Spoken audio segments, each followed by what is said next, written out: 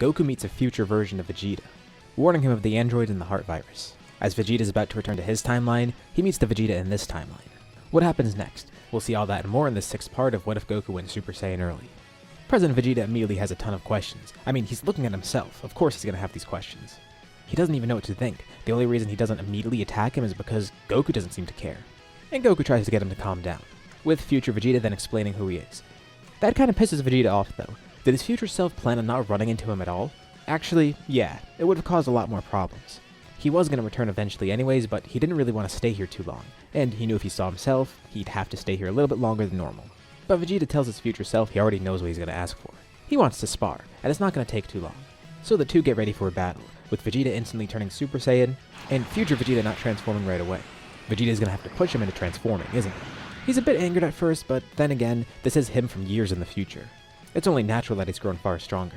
Future Vegeta is able to fight his past self off in base, eventually then showing off Super Saiyan and finishing the battle this way. This isn't unexpected for him either. He knows how strong his past self was at this point in time. Nothing has changed yet, so there's nothing really too interesting for him. And you know what? Vegeta's glad that he lost. Normally he wouldn't like this, but that's his future self. He expects his future self to be that much stronger, so this is good. This makes him happy. But now for the true fight. Future Vegeta versus Goku. Future Vegeta spent a bunch of time trying to surpass Goku. He was always at a level that Vegeta just couldn't seem to reach, and he's been waiting for this. The opportunity to fight Kakarot once more. He tells Goku to hold nothing back, and Goku didn't plan on it anyways. He wonders how all those years of experience and training have treated Vegeta. Then again, the androids did set Vegeta back a bit. But still, after they were defeated, he had all those extra years. So Goku's curious to see what level he's at now. The two transform into Super Saiyan 2. Goku's not too surprised. He expected Vegeta to already have that. Currently, Goku is working to go beyond it himself, and he wonders where Vegeta's aspirations lie. The battle is surprisingly really close, and present Vegeta watches on amazed.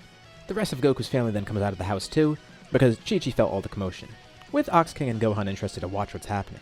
And Goku can't believe it. This is the first time in a while that he's felt a true challenge like this. After all these years, finally someone's able to push him.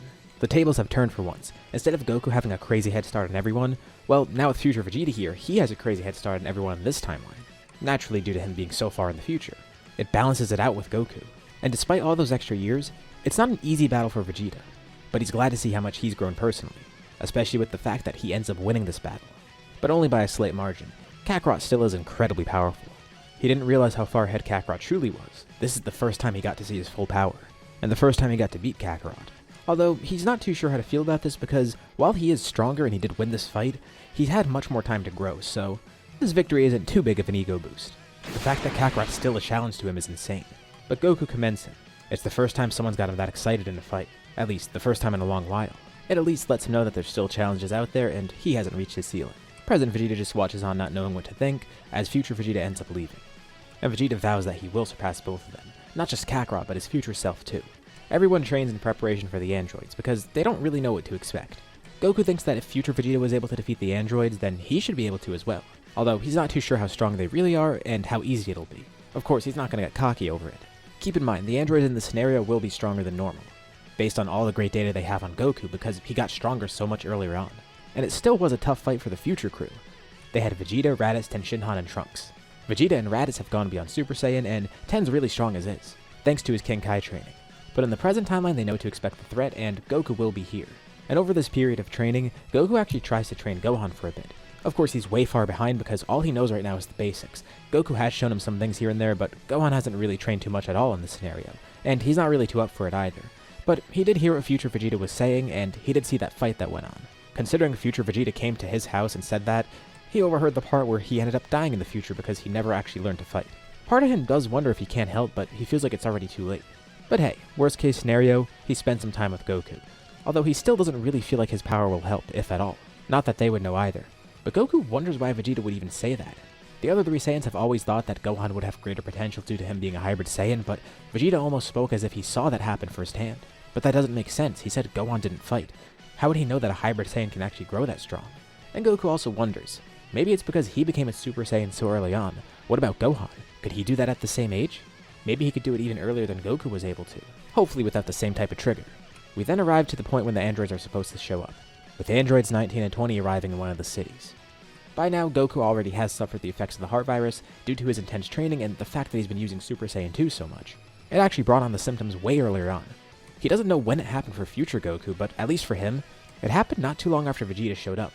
Probably due to all the intense training, but still, he can't be too sure. At the very least, he's cured from it, so there's no point in worrying about it. He's had a bunch of great training too, and all the other people have as well. He beat the heart virus, and now he has to beat the androids. While looking around the city, Piccolo's the first to stumble upon Android 19, with others sensing him fighting somebody, but they can't feel the power from the other person.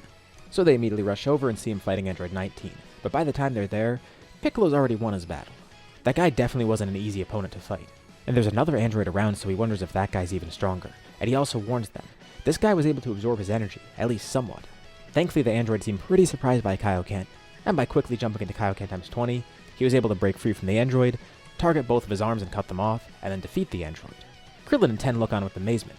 Kaioken times 20? They're barely pushing times 5. Piccolo's using Kaioken so easily. Amidst their training, they saw this too. He could actually go even farther beyond times 20. That's him holding back. And across the city, Goku encounters Android 20, who is pretty powerful, and the energy absorption catches him off guard, but Goku's still way stronger than him. Gero didn't realize how strong Goku's grown in the meantime. He didn't have enough time to ascend Super Saiyan 2, but he knows he's going to get there soon enough. And either way, Super Saiyan 2 should be more than enough for this, with Android 20 being defeated next. So, is that all? Those two were tough opponents, but they expected more. It's probably a good thing. But they're going to wait around here a little bit more because Vegeta's supposed to arrive at any moment. And eventually Vegeta does arrive back in the past. He has one other person that came along with him, a very unfamiliar face that they don't recognize. Future Vegeta says he couldn't give away this info before, but the person that came along with him, it's his son, Trunks. When Raditz, Nappa, and President Vegeta arrived to the scene as well, Vegeta could instantly tell. Well, it makes sense that he didn't hear about that before. Over that brief time skip, he ended up having a kid with Bulma. And Goku finally sees what future Vegeta meant. The whole reason he knows about Hybrid Saiyan potential is because he saw it through Trunks. But he just couldn't tell Goku at the time. Okay, that makes sense to him. Vegeta would have brought the others along, but they're only here for a brief moment. They just want to make sure everything went okay, and he brought someone extra just in case they needed the help, but the time machine can only fit the two of them after all. Raditz and Ten stayed behind in the future. Raditz is a bit bummed out because he wanted to fight his future self, but they're all focused on the issue at hand, the androids. Vegeta's glad to hear that they were defeated, but the more they talk about the androids, the more he comes to realize that those aren't the two he encountered. The ones from his timeline were androids 17 and 18. A guy and a girl, twins. It sounds like they fought an old man and a completely artificial android. The ones they were fighting were actual cyborgs, they were part human. So they definitely fought different androids, which worries future Vegeta because that means there's more androids. Although the other two haven't shown up. 17 and 18 are nowhere to be seen. The next best option is to try and find the lab where they were made. Goku does note something interesting, and it seems like that android that he fought, he had a personal grudge against Goku. And it seemed like he was commanding the other one. But he doesn't recognize the guy, it was just some old dude with a mustache. But he was definitely part human. So they can at least work with that, and even Bulma gets to help. Which is also interesting for her because first of all, she gets to see the future version of Vegeta and Trunks, and also the creation that her future self made, the time machine. She really is great, isn't she? But anyways, hearing about this info, she puts two and two together and realizes, someone with a personal grudge against Goku, who is with the Red Ribbon androids. That might be the guy who created it, which means he's a Red Ribbon scientist most likely. They can't piece it together right away, but eventually, she's able to find out that it might be Dr. Gero. And then once Goku sees a picture of him, yeah, that definitely is the guy. Now it's time to actually try and find his lab, which is easier said than done. Bulma really thinks they should have just done this when Vegeta first came to the past timeline. They could have asked for Shenron to prevent the androids from even coming here. But Vegeta expected it to go this way. He knows it wouldn't happen like this. They're able to retrieve some of the parts from the destroyed Android 19. Thankfully, Piccolo didn't completely destroy him. And from what they could salvage, there's some sort of tracker that allows them to find the main base, making it a lot easier for them. Bulma comes along to the lab with them, and they see that everything's completely intact. Vegeta and Trunks see the androids in their pods, and they confirm that those are the two who caused havoc in their timeline. Thankfully, they haven't been awakened yet. But as Bulma looks around at the blueprints for everything, she comes to see that those two are actually humans. Just like Vegeta and Trunks said, they're modified humans who were kidnapped by Dr. Gero. This happened against their will. All the other androids are completely artificial, and apparently failed projects. But those two at least, she wonders if she could save them somehow. She'd feel kinda bad just completely obliterating them. Yeah, they're evil in the future timeline, but here they haven't done anything yet. And yeah, that is true. Also, they had no say in this. Gero kidnapped them and turned them into androids. From what she could see, they were programmed to be this way. She at least wants to try and fix it and do some sort of good here. Vegeta and Trunks aren't really too sure, but they go along with it because they obviously trust Bulma's judgment. Krillin even agrees with this too, and Goku thinks the reasoning behind it is good. It would be kinda bad to just blow them up with everything else. But as for the rest of the lab, it's probably best to destroy it. But before they do that, Bulma tells them something else. She found some weird set of blueprints that she can't find the actual project for. They look around and eventually find a secret entrance. There's another level to the lab with some sort of computer there. Another project of Gero's, Cell. Well, it's a good thing they found this too, because this is clearly a threat as well. Bulma, of course, is glad to take all the info for herself because this is some great research. But now that they know everything, it's time to destroy the lab completely. So they all go outside as Goku goes up in the air. He aims a blast below, and he completely incinerates the area, destroying every bit of the lab. Besides 17 and 18, all of Gero's projects are now gone. Although they do wonder about that Cell thing because future Vegeta and Trunks never encountered an android called Cell. Bulma begins work on androids 17 and 18, and she is actually able to remove the programming from them, as well as removing the bombs from their body, which is a bit tougher because it's actual surgery. But given her perseverance, she finds a way. They still have no clue of where these two androids are from or who they are. Bulma's not even sure if they remember what happened to them. Once they're healed, they wake up, now not needing to be activated. She couldn't remove all the android parts from them, and she wasn't sure if they even wanted that, but she at least wanted to remove the bomb considering it's a bomb. They can't just walk around with that. And the programming from Gero is gone too. They're back to their normal selves. When the two wake up, they just look around the lab that they're in, with Bulma trying to explain what happened, and they don't exchange many words. They just leave going off on their own, which makes sense to her. There's not really too much to say in that situation. Bulma's glad she could at least somewhat give them their lives back. With no threat of the androids, Vegeta and Trunks return to their timeline, glad that there was no issues here. Goku and future Vegeta do fight one more time, and this time Goku actually ends up winning. It makes sense, he's been training intensely these past few years, and with more people to train with. Although the fight was still really close, Goku's just glad that he could fight him again.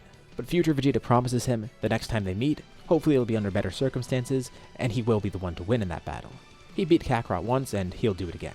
Also, he's glad Trunks was actually born in this timeline. He wasn't too sure, but they played it safe, and it ended up happening, so that's good. They return home with knowledge of Cell as well. Another android could show up anytime. Meanwhile, up at the lookout, Kami senses something weird. It feels like a mix of a bunch of energies together, and it's definitely something evil. A bunch of people are disappearing, and it seems that this monster is the cause of it. It's terrifying. He's never felt anything like this. He has to warn the others, but what he doesn't realize is that he just sent Cell. Given the fact that there still was time travel here, that Cell from the other timeline, he showed up here as well. And by now he's actually active. Of course he starts absorbing people, but he kinda needs to lay low. He's waiting for the androids to appear, but nothing's happened yet. There's no android 17 or 18 in sight. Did he go to a timeline where they didn't get activated? Or does he just need to wait a little bit longer? He's not too sure, but either way, he just needs to lay low for now. He'll be able to achieve his perfect form soon enough. And this is where we'll leave off for now. What'd you guys think about this part? And what's gonna happen next? Leave your thoughts and ideas in the comments below. I'd love to see what you guys think. As usual, be sure to drop a like and subscribe if you haven't already. It really does help out the channel and shows me you want to see more like this. Anyways, thank you all for watching, and I'll see you all in my next video.